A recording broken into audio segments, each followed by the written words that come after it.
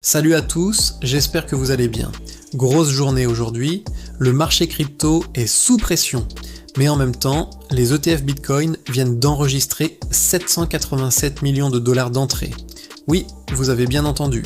On a une tension géopolitique majeure au Moyen-Orient, des marchés fermés aux Émirats Arabes Unis, Bitcoin qui casse un niveau clé, et pourtant les institutions achètent massivement.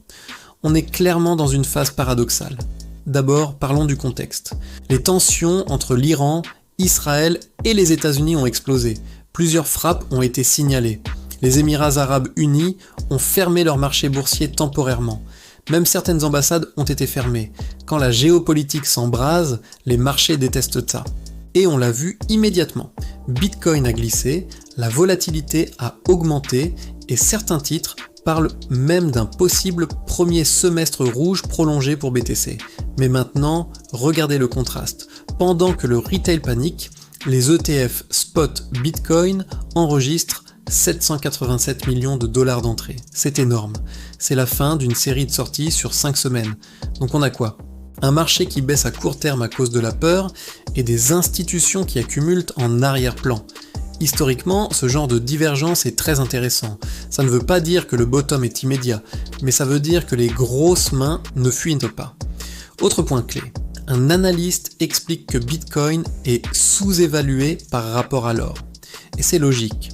En période de guerre ou de tension géopolitique, l'or surperforme. Mais Bitcoin est souvent comparé à l'or numérique. Si l'or attire les capitaux comme valeur refuge, certains investisseurs pourraient progressivement considérer Bitcoin comme une alternative complémentaire. Pour l'instant, l'or domine clairement, mais la narration peut évoluer. Ensuite, parlons de XRP. Des analyses évoquent une adoption institutionnelle croissante qui pourrait pousser le prix vers 8 $ à long terme. Pourquoi ? Clarté réglementaire améliorée. Utilisation croissante dans les paiements transfrontaliers. Spéculation sur d'éventuels ETF. Encore une fois, on voit un thème commun. Institutionnalisation. Ce n'est plus un marché uniquement spéculatif retail. C'est un marché qui se structure.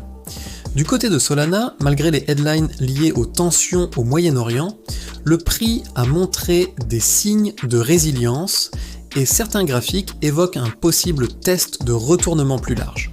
Ça montre quoi ? Que même dans un environnement stressé, certaines altcoins les restent solides structurellement. Autre info intéressante, la capitalisation des actifs tokenisés, notamment les matières de première et les actions, atteint 7,3 milliards de dollars avec l'or dominant la catégorie. La tokenisation est en train de devenir une vraie tendance lourde.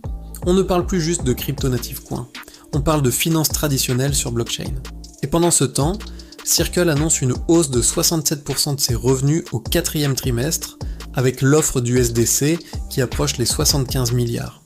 Les stablecoins restent le carburant du système.